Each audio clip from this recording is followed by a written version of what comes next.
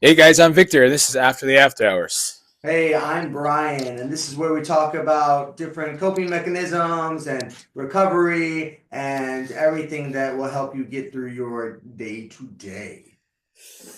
Oh, So, episode two. episode two. How did you guys deal with the snow? Hit me up, or I hit him up as soon as I woke up, and I was like, bro, I don't think it's happening.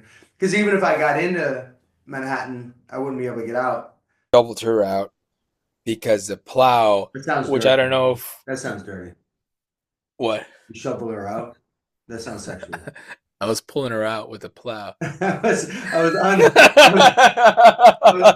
her out of the hole, and sorry. Yeah, I got in there for All sure. right, good. No, but it was just because the garbage truck, the snow plow, the fucking garbage truck that turns to snow plow to get us out of this stuff. They kept on digging her in, so I was looking at like snow my height, Yeah, and I yeah. had to I eventually got her out, but now my car's stuck on the avenue because I parked it in when the snow was a little soft, but now the snow's frozen. Oh no. So now I have like my friend just lent me a metal shovel. I'm gonna probably try to get it out, but she has a car, so I've been using her car. Like you need discipline not to drink, you need discipline to work Yeah, out, you need discipline to do this and this and this. But discipline is finite, right? Like you cannot, and self-motivation is finite. Like you can't always be on, and you can't always be restrictive, and you can't always, like I'm sure there's people out there that are like that, but that's definitely not the norm, right? Those are the outliers. So it's yeah, like for normal people or the regular people, it's like you have to pick your battles, right? So it's like I can say, what can I say? I can be like, okay, well, today I know I have to go to the gym. Today I'm going to go to the gym. Today I'm going to hit my protein goal. No matter what, I'm going to hit my protein goal.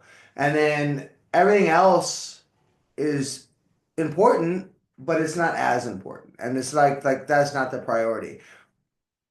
Either it was the drinking or it's just like my childhood or what, but I'm always looking for the next best thing. I'm always looking for how to get better or the next best TV or the best app or whatever the fuck it could be.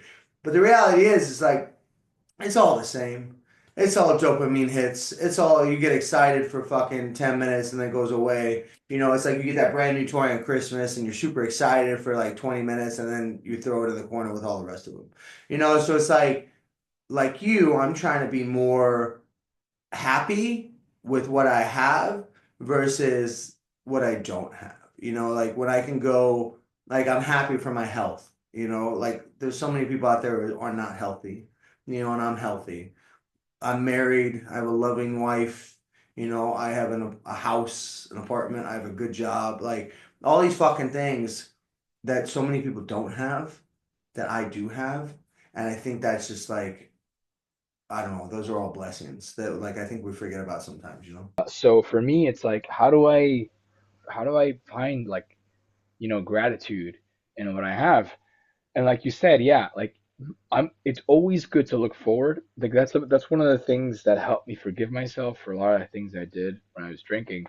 And it was like, what is the next, like, part of your life gonna look like? Is it gonna look like what you were sorry for? I was like, no, it's not.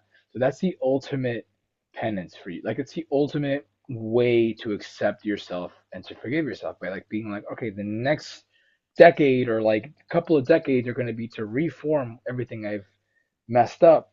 So yeah, so you can properly forgive yourself. But also where you're standing, every now and then look behind you. Yeah. Look at where you came from. Like, you know, where I can imagine times where I was like, wishing that I had an apartment in general, like a place to call my own, and I have it now.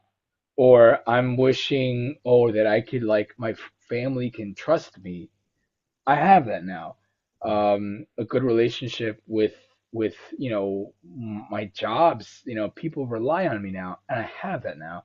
So all those things that you look back that you didn't have, you have now. That's a great way, and it's a great exercise, you know, The cleanliness thing is interesting that you brought the cleaning up because, like, I don't know about Sanitation. you, but like when I was, drinking heavily and partying and stuff, like all of that stuff went to the wayside.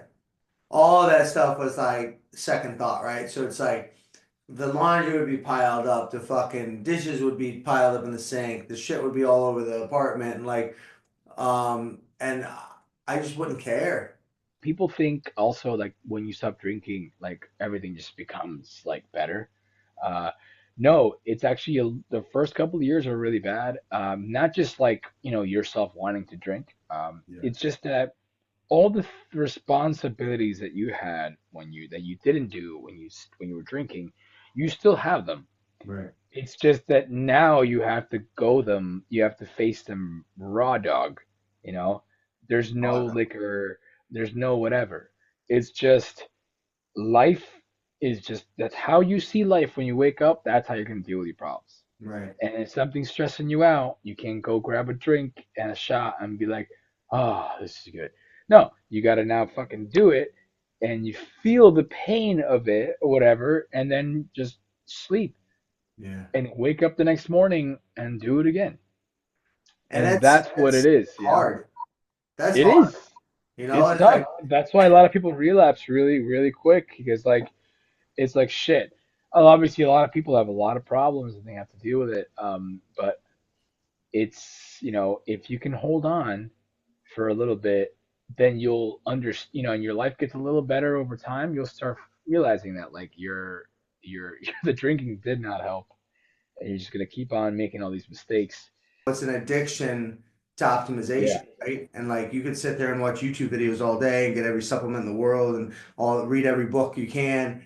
And if you're not happy, like you said, if you're not happy with yourself and your life and stuff, so you got to get like figure out what the issue is in you to to fix it to be happy. And I feel like Yeah. at some point I realized my shit it's all my shit, right? It's all my shit, but it's like based on what happened in childhood, based on what happened in my family, based on what happened with whatever, and once you start nailing those things, I think that's where the true healing starts. Rest is one of those things that is going to help you a lot in this process. Sure. And you need to separate your things throughout the day. Don't try to do too much all at once and sleep. Sleep as much as you can. Um, you're going to need to recharge. Every next day you do something. Well, I mean, and everybody will tell your body, their body will tell you a different thing. It's very personal, but your body will tell you what the fuck it needs. And it's very does not care what you want. Does No. not care that you want to finish your report today. Does not care that you have all these things to do. Your body will let you know what it needs, and you need to find that line between discipline and overexertion. Like you need to find, yeah, discipline in moments. I used my discipline. Um, Drinking is a disciplinary thing, yes, for sure, like not drinking. But I found more like better results for not drinking when it hit the stubborn nerve in my body, when it was like, all right, this is really not good for me, and I don't trust you anymore. People go to therapy when they get to that point, and they're like, okay, now I need to talk about it.